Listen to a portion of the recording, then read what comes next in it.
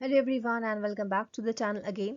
आज हम डिस्कस करेंगे इकोनॉमिक्स के कुछ टर्म्स जिसमें हम डिस्कस करने वाले हैं डी अल्फाबेट को from economy. So let's start the video. The very first alphabet is deindustrialization. अच्छा, deindustrialization is just the opposite of industrialization. Industrialization का मतलब है कि इंडस्ट्री बढ़ाना, इंडस्ट्रियल सेक्टर को बढ़ाना। ठीक है, हम सबको पता है 3 सेक्टर होते हैं। एक होता है प्राइमरी सेक्टर, एक होता है सेकेंडरी सेक्टर, एक होता है टर्शरी सेक्टर। प्राइमरी में हमारा एग्रीकल्चर आता है, सेकेंडरी में हमारा इंडस्ट्री आता है, मतलब ये, एंड टर्शरी में आती है हमारी सर्विसेज, सर्विस सेक्टर, जैसे कि बैंकिंग हो गया, इंश्योरेंस हो गया, ये सारी चीज़ें।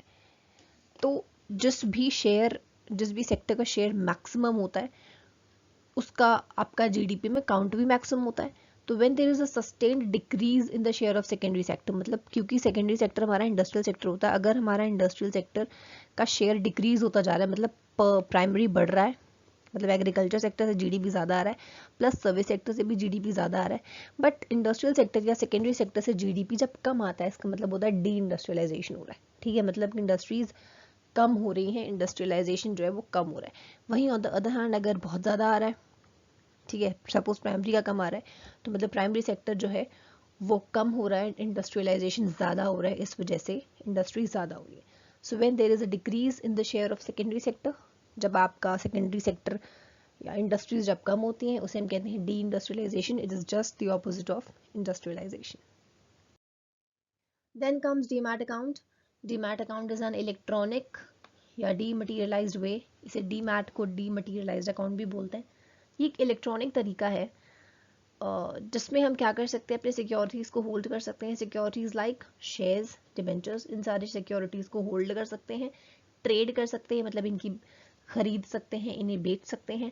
ऑनलाइन तरीका होता है ये, and transactions are concluded much faster, क्योंकि ऑनलाइन है तो फास्ट होता है, थेफ्ट को प्रिवेंट करता है, चोरी को प्रिवेंट करता है, मिसयूज को प्रिवेंट करता है, and allows an investor, investor को अलाउ करता है क्या, टू बाय और sell shares in any quantity, किसी भी क्वांटिटी में आप खरीद सकते हो, एंड किसी भी क्वांटिटी में आप शेयर्स की ट्रेडिंग कर सकते हो। डीमैट या dematerialized accounts are offered by banks, bank offer करता है, and the stock is held by NSDL या सीएसडीएल। ठीक है, नेशनल सिक्योरिटीज डिपॉजिट या सेंट्रल सिक्योरिटीज डिपॉजिट, इन्हें होल्ड करता है। ठीक है, ये एक ऑनलाइन तरीका होता है अपनी शेयर्स की ट्रेडिंग करने का, जहां पर हम बाइंग एंड सेलिंग कर सकते हैं शेयर्स की। उसके लिए आपके पास एक अकाउंट होना जरूरी है, जिसे हम कहते हैं डीमैट अकाउंट। ठीक है, जैसे कि फेसबुक चलाने के लिए आपके पास अकाउंट होना चाहिए, तो इट्स लाइक दैट। अगर आपको सिक्योरिटीज होल्ड करनी है, उनकी ट्रेडिंग करनी है ऑनलाइन तरीके से, for that you should have a demat या dematerialized account. Then comes demerger. अच्छा, demerger is just the opposite of merger, the breaking up of a company into more separate companies. Such companies is usually formed through mergers. merger क्या होता है, ए company आती है, B company आती है, and मिलके क्या बना देते हैं, एक नई कंपनी सी। तो ये तो मर्जिंग हो गई। ठीक है, डी मर्जिंग क्या है कि ये जो सी है ये वापस से 2 हिस्सों में बट गई, एक ए है और एक B. This is known as de merger. ठीक है, ये डी मर्जर कैसे होता है, ये डी मर्जर तभी होता है कि अगर कंपनीज मर्ज होकर बनी हो, तभी डी मर्जर होता है। कि भाई चलो एबीसी ने सोचा चलो मिलके हम मर्जिंग करते हैं, एबीसी मिले तो डी बन गया, डी बन के आपस में बिजनेस चलाने लग गए, बट देन अगेन कुछ लड़ाई होने लग गई तो फिर एबीसी अलग हो गए। ठीक है, तो जो अलग हुए दैट इज डीमर्जिंग, और जब मिल गए थे तो that was merging. Then comes DII या डोमेस्टिक इन्वेस्टमेंट इंस्टीट्यूशंस। ये क्या होते हैं, now domestic investment institutions are the financial institutions, finance से रिलेटेड काम करते हैं, of Indian origin, investing in India in different derivatives such as share, debenture, securities.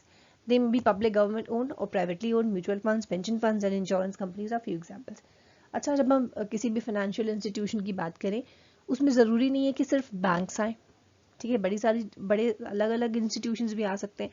तो जो DIIs होते हैं या डोमेस्टिक इन्वेस्टमेंट इंस्टीट्यूशंस होते हैं, इनका क्या काम होता है, ये इन्वेस्टिंग में हेल्प करते हैं। लाइक अगर आपको शेयर में इन्वेस्टमेंट करना है, डिवेंचर में कुछ आपको करना है, सिक्योरिटीज में बेसिकली ये डील करते हैं।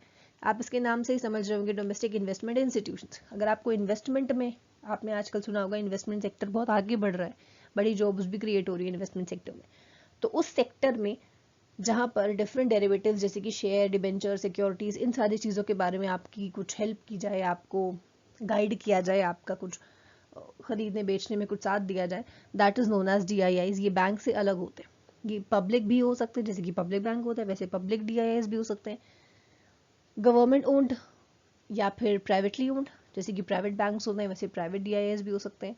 इसके एग्जाम्पल्स क्या हैं, जैसे कि म्यूचुअल फंड्स, म्यूचुअल फंड भी देखिए बैंक नहीं है, बैंक थोड़ी ना होता है म्यूचुअल फंड, आपको वो इन्वेस्टमेंट में हेल्प करता है। पेंशन फंड्स होते हैं इन्वेस्टमेंट में हेल्प करते हैं, इंश्योरेंस कंपनीज होती हैं वो भी आपको इन्वेस्टमेंट करवाती हैं कि भैया आप पहले प्रीमियम दो तब जाकर आपको कोई पॉलिसी मिलेगी। So DIIs is just like that, investment वाले सारे कामों को DIIs देखता है। Then comes dirty float. Dirty float का क्या मतलब है, it is a term of foreign exchange. Foreign exchange में इस टर्म का यूज किया जाता है व्हेन अ कंट्री मैनिपुलेट्स, जब कोई कंट्री अपनी खुद की ही जो करेंसी है उसे मैनिपुलेट कर देती है। कैसे करेगी, एक्सचेंज रेट को बदल के, under the floating currency system to take leverage in its external transactions. अच्छा ये कैसे हो सकता है, फॉर एग्जांपल अगर कोई कंट्री है ए नाम की, उसने अपनी करेंसी को बिल्कुल डीवैल्यू कर दिया। डीवैल्यू क्यों किया, डीवैल्यू इसलिए किया दिखाने के लिए कि भाई हमारी करेंसी की हालत बहुत बुरी है, एंड हमारी करेंसी के बदले तो जो फॉरेन करेंसी मिलेगी, अगर कुछ ट्रेड हो रहा है या बाहर से हमने कुछ मंगवाया तो हमें अपनी करेंसी के बदले जो मिलेगा वो ज़्यादा मिल जाएगा, तो हम क्या हो जाएंगे, थोड़े फायदे में हो जाएंगे। तो इस फायदे में होने के लिए ट्रेड में, इंटरनेशनल ट्रेड में जब कोई भी कंट्री ऐसी हरकतें करती है, अपनी खुद की करेंसी को मैनिपुलेट कर देती है एक्सचेंज रेट में ज़्यादा कमाने के चक्कर में, उसे कहते हैं हम डर्टी फ्लोट। क्यों करा ऐसा, टू टेक लिवरेज, ठीक है, फ़ायदा उठाने के लिए। एक्सटर्नल ट्रांजैक्शन है, अगर एक्सटर्नल कोई ट्रेड हो रही है, बाहर से सामान आ रहा है, तो आपको पैसे देने होंगे या पैसे लेने होंगे, कुछ भी करने हैं आपको, तो वो आपकी अपनी खुद की करेंसी के हिसाब से होता है। फ्लोटिंग करेंसी होता है रिजीम, फिक्स्ड करेंसी रिजीम होता है, मैनेज करेंसी रिजीम होता है। तो फ्लोटिंग के अंडर अगर आप खुद की करेंसी को मैनिपुलेट करते हैं, चेंज करते हैं, उसको डिवैल्यू करने की कोशिश करते हैं, that is not good, that is not right, that is not ethical, उसका नाम होता है डर्टी फ्लोट। ठीक है, आई होप आपको समझ में आ गया होगा। Okay everyone, thank you all for watching the video. अगर आपको पसंद आया हो तो शेयर कर सकते हैं दोस्तों को अपने, लाइक कर सकते हैं, सब्सक्राइब कर सकते हैं, चैनल को नए हैं अगर तो।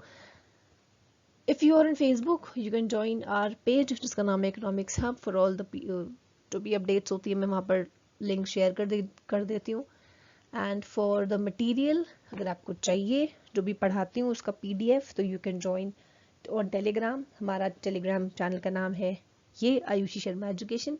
लिंक अगर आपको चाहिए तो अबाउट सेक्शन में जाकर आप वहाँ से लिंक कॉपी कर सकते हैं। Thank you everyone once again and may God bless you all.